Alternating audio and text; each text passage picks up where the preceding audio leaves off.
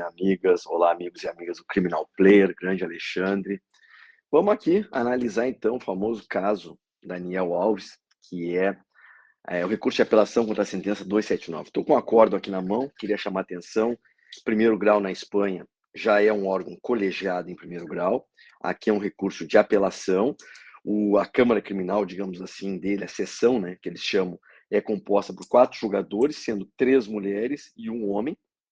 A decisão tem 101 páginas, começa com um relatório, normal como o nosso sistema, e depois começam, então, as questões da defesa. Eu chamo a atenção de vocês por uma série de argumentos usados aqui, ainda que não acolhidos, mas que trazem teses muito importantes. Estou falando dos argumentos defensivos. Primeiro, lá na página 35, eles usam como argumento a quebra, né, das garantias processuais, porque houve uma demora excessiva em se adquirir a condição de investigado. Se os fatos se produziram no dia 30 de dezembro e a denúncia verbal, detalhe, denúncia em espanhol não tem porra nenhuma que ver com denúncia, nem querelha é queixa. Então, assim, ó, não façam traduções em livro, em peças, porque a linguagem técnico-jurídica é muito sensível. Denúncia em espanhol é notícia-crime. Então, se a notícia-crime se formalizou por escrito no dia 2 de janeiro e depois só foi levado à abertura pelo juiz, e lá é juez de instrução, que não tem nada que ver com o juiz de garantias. Juez de instrução é um juiz inquisidor que faz a investigação no modelo espanhol. Só no dia 9 de janeiro, isso fez com que se demorasse excessivamente para imputar ao Daniel Alves a posição de suspeito. E ele não pôde, por exemplo, fazer provas sobre estar ou não embriagado no dia do fato, etc. e tal. Em suma, o meu argumento aqui, o argumento que eles trazem, que eu queria chamar a atenção, é que a demora em adquirir a situação de sujeito passivo prejudica a própria investigação defensiva.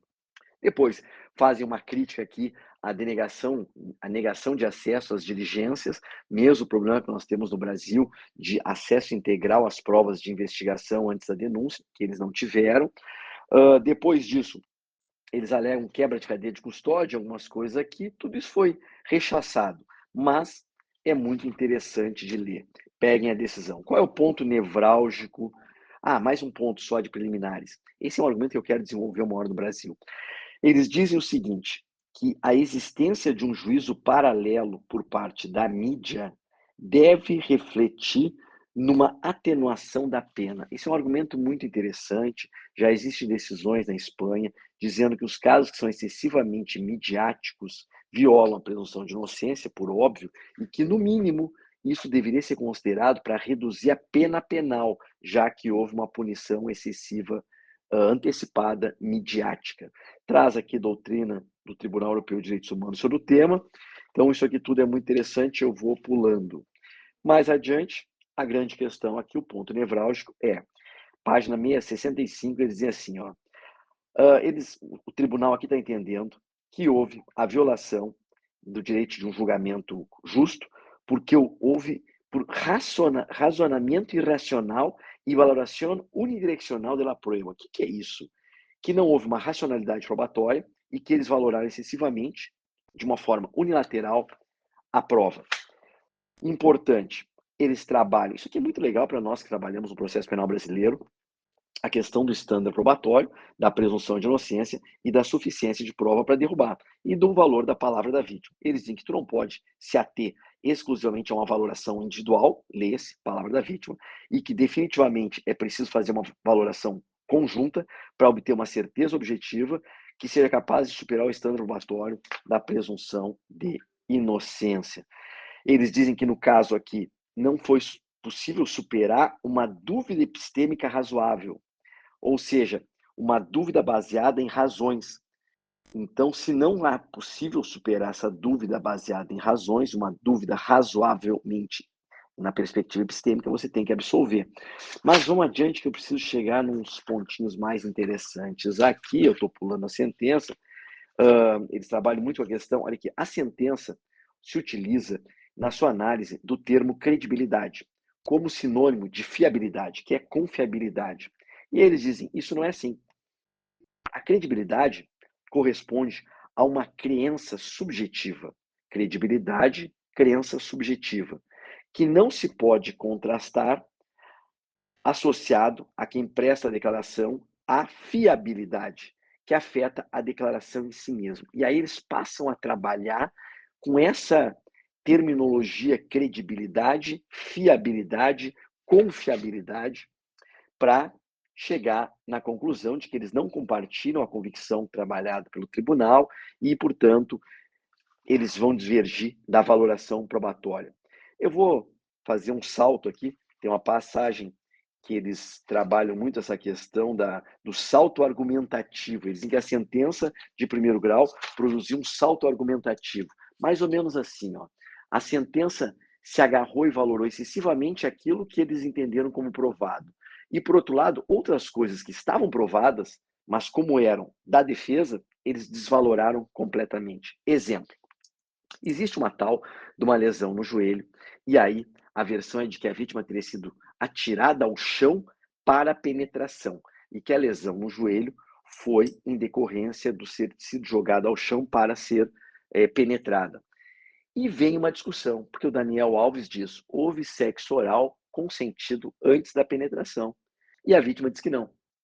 E o tribunal não, o primeiro grau, né? O primeiro grau não considerou o DNA. Olha como a prova técnica é importante. Eles conseguiram fazer uma prova técnica na boca da vítima, aonde foi comprovado a presença de esmegma, que é aquela secreção esbranquiçada, característica de pênis, que foi detectada na boca da vítima. Então, o tribunal disse que isso não era uma prova relevante.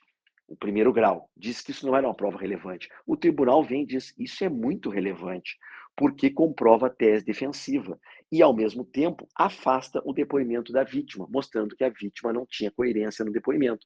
A vítima diz: não houve sexo oral. A prova é: houve sexo oral. O sexo oral não poderia ser mediante violência naquela dinâmica. Então, aqui eles usam muito essa análise assim, ó. Você tem a palavra da vítima. Cara, agora só um parênteses. Eu falo, o Alexandre fala, a gente escreve há décadas sobre isso. Você não pode demonizar a palavra da vítima, mas você não pode endeusar a palavra da vítima. Falo muito nisso no meu livro.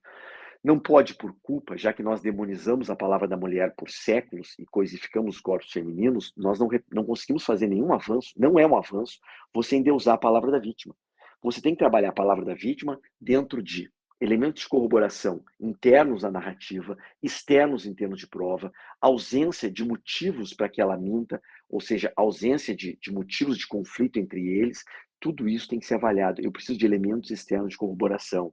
E é uma covardia probatória você dizer que a palavra da vítima é decisiva. Isso é uma pseudo-bondade.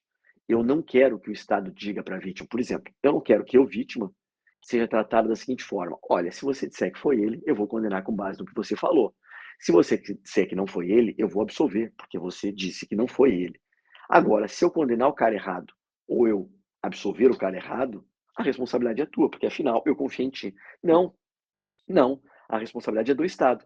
A vítima tem que ser respeitada, mas o Estado tem que produzir a prova, o Ministério Público e a polícia tem que trazer a prova. E no final, se vocês condenarem o cara certo ou errado, a responsabilidade é de vocês, não é minha. E se vocês botarem o cara errado na cadeia, a responsabilidade é do Estado. Não atribuam essa responsabilidade a mim, vítima, porque isso é uma covardia probatória. Então aqui, eles se agarram, não nisso que eu falei, porque isso eles não tratam, mas eles vão trazer que a versão da vítima não é coerente, que está provado que houve sexo oral, portanto, a lesão no joelho não foi por isso, e a lesão do joelho não tem prova nenhuma de que se produziu naquele dia. E mais, aqui é interessante, as huelhas dactilares, ou seja, a prova das digitais foi fundamental, porque prova a versão do acusado. A versão do acusado foi a seguinte, eu estou lendo aqui a versão dele na página 89. Ela começou a tirar as calças. Ele ajudou. Se sentou na tampa do vaso. Ela se colocou de joelho e iniciou a fazer uma felação, sexo oral. Não foi mediante violência. Esteve praticamente todo o tempo sentado. Ele só se levanta para conseguir tirar fora o pênis para praticar o ato sexual. Aí ele se senta de novo. Ela apoiava as mãos na parte do vaso, na parte da caixa de descarga, e ele estava de costas para a caixa de descarga.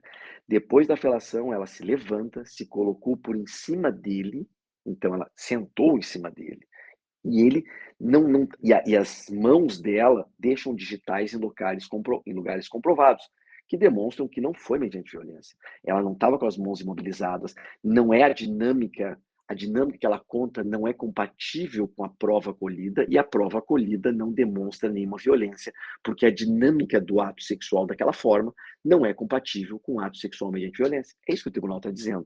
Vejam como é importante a prova técnica.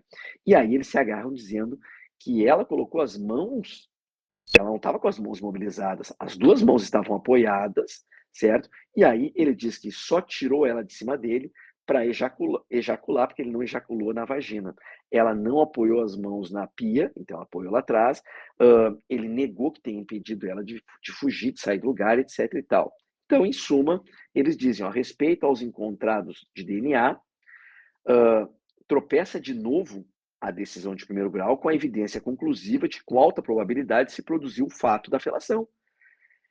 Então, eles se agarraram muito nisso, ó, no que se objetiva, né? O objetivo é que se encontraram rastros de esmegma na boca da denunciante, que sustenta a tese do acusado de que houve uma felação. Cara, vale a pena ler. No final, eles dizem que, em definitivo, os elementos da sentença, que a sentença cita como de corroboração, não são.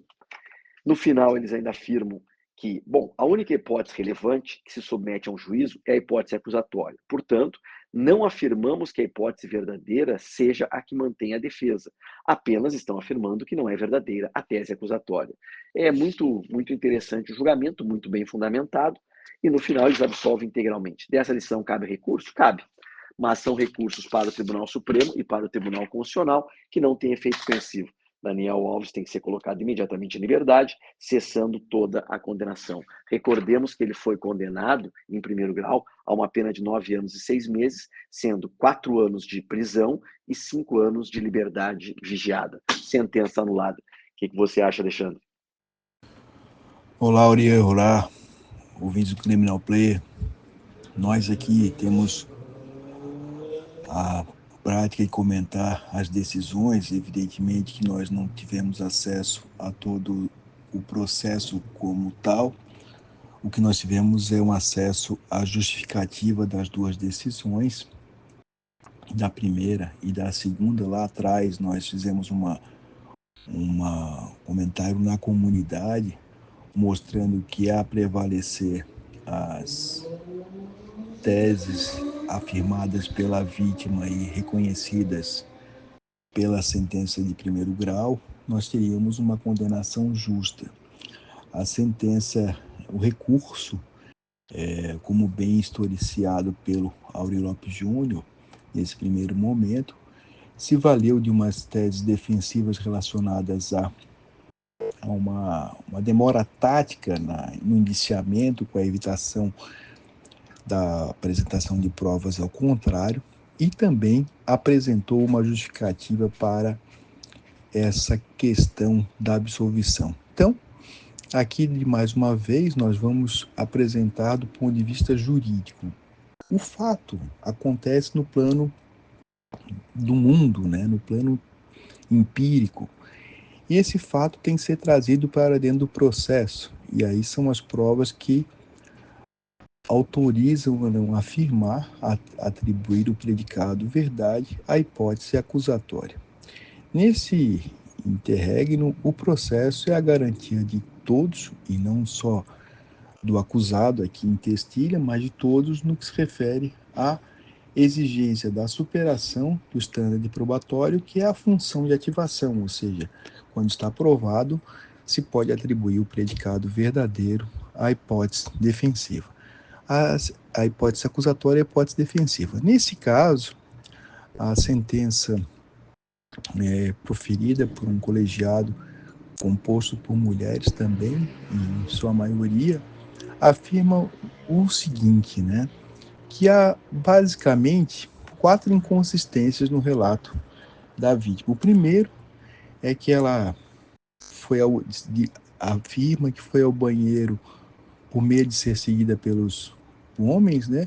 Mas as câmeras de segurança mostraram que ela participou da festa de maneira descontraída e depois não teve a a ida ao banheiro não teria sido motivada, ou não há indicadores nas imagens de que teria sido motivada pelo medo afirmado. De sorte que essa primeira inconsistência foi levada em consideração no momento de analisar a prova do ponto de vista holístico e não só do ponto de vista atômico. A afirmação de que teria uma lesão no joelho, decorrente da felação, que foi reafirmado pela Auri, ela não se mostrou coerente pelo tamanho, né, e também pelo relato o relato narrado. O terceiro foi a diferença das provas datiloscópicas, né? Então nós tínhamos aqui foram colhidas durante a investigação as provas relacionadas ao DNA, que realmente foi encontrado. O DNA existia, era o DNA do autor, né? O autor do ato sexual aconteceu. A discussão era dinâmica e a existência ou não de consentimento. Esses são os dois pontos que foram analisados. Nesse sentido, o que se falou e reafirmo, né, é que nós tínhamos ali uma escoriação de 2 centímetros por 1 na região inferolateral do joelho esquerdo, com 3 equimoses adjacentes. Aquela roxidão, né? Essas lesões foram consideradas leves e não precisou de assistência médica para a cura. No entanto, o que levou o tribunal em consideração foi a explicação dada pela vítima, que era incompatível com o banheiro e com a dinâmica narrada por ela em relação ao DNA encontrado pelo acusado e também pelas impressões digitais, que, segundo o relato da vítima, não estariam de acordo com o que foi encontrado na cena do crime. Daí que as impressões foram encontradas nas tampas do vaso e da cisterna, mas não foram conclusivas naquele momento para afirmar o consentimento ou seu contrário. De toda sorte, aqui é importante do ponto de vista técnico, né, que foram realizados exames relacionados às impressões digitais do relato. E um dos pontos é que a vítima afirmava que na pia ela teria se apoiado e não foi encontrado na pia nenhum vestígio de impressões digitais dela nessa área, e sim nas outras áreas que eram convergentes com o relato do acusado.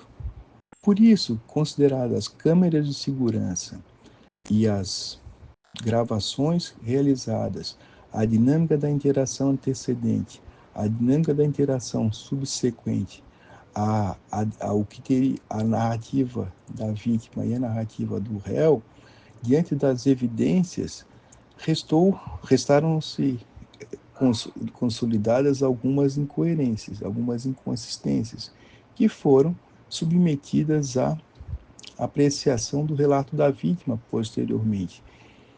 E embora o conteúdo da divergência entre as gravações, o relato,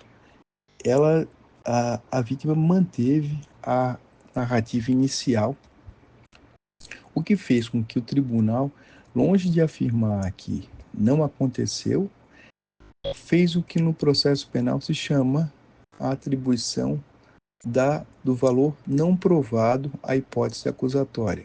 O acusado, qualquer um em qualquer crime, larga inocente. Para que se possa mudar o estado de inocente para culpado, é necessária a superação do estándar probatório, que, embora nós tenhamos várias concepções, em regra geral significa que afasta-se qualquer outra possibilidade que não aquela, que reste somente a possibilidade acusatória com maior uma probabilidade que alguns chamam aí de 85%, 90%, ou seja, para além da dúvida razoável. Diante das inconsistências, o tribunal não alegou que não houve estupro. O que ela disse, o tribunal, foi que das inconsistências é impossível reconhecer a superação do estándar probatório necessário para a atribuição da culpa ao acusado. De sorte que o processo, e aqui não se está defendendo ou se condenando, se demonstrando a importância de um devido processo legal para que se possa, de uma maneira direta, com provas materiais, corroborar. É evidente aqui que se faz uma análise que não se tem muitos elementos na sentença, de uma alegação do estado do estresse pós-traumático que a vítima teria sofrido, que é plenamente convergente pela situação narrada, e qual foi o impacto disso nas suas próprias lembranças e na descrição dos eventos.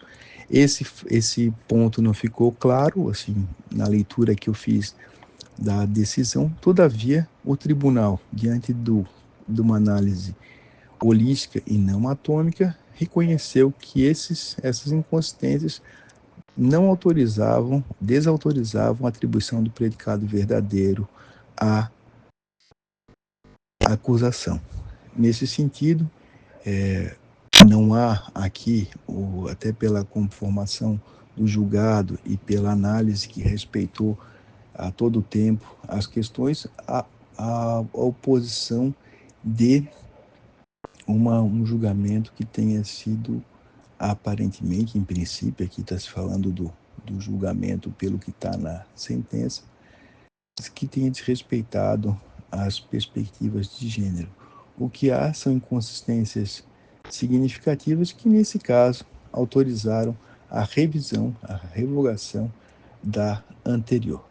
Há um adendo aqui que a prova lofoscópica que foi utilizada se refere às impressões digitais ou outros vestígios, né, como marcas das palmas das mãos e não só das digitais, encontrados nas cenas dos crimes.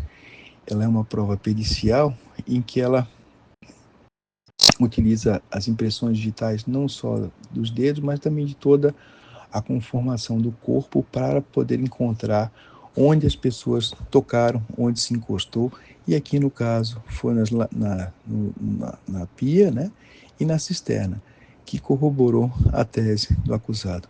De sorte que o processo penal tem muito disso. A gente tem que julgar com a prova existente nos autos, a partir das regras de experiência, a partir da prevalência da palavra da vítima, e que a prova corrobore minimamente os indicadores de realidade, sob pena de nós violarmos o devido processo legal. Então, nesse caso, sem considerações do acerto ou desacerto, o que se narrar aqui para vocês é o histórico da sentença, que é grande, são 100 e poucas páginas, lemos hoje à tarde, trocamos ideias, e para demonstrar o raciocínio empregado pelo Tribunal Espanhol no que se refere à absolvição do acusado. O fato aconteceu? Não aconteceu? Essa é uma questão que é do plano da realidade. O desafio do processo penal é verificar se há prova suficiente para atribuir o predicado verdadeiro à hipótese acusatória em confronto com a hipótese defensiva, e nesse caso o Tribunal Espanhol reconheceu que não havia elementos suficientes. É isso, Auri, a luta pelo devido processo legal e pela melhoria das provas, pela construção de elementos dessa ordem, é cada vez mais próximo, cada vez mais uma luta de todos os dias para que se possa ter decisões melhores, quer para condenar, quer para absolver. O grande desafio do processo é trabalhar com o fair play e com fair trial. Muito obrigado ao nosso retorno aí também ao Criminal Player. Um grande abraço.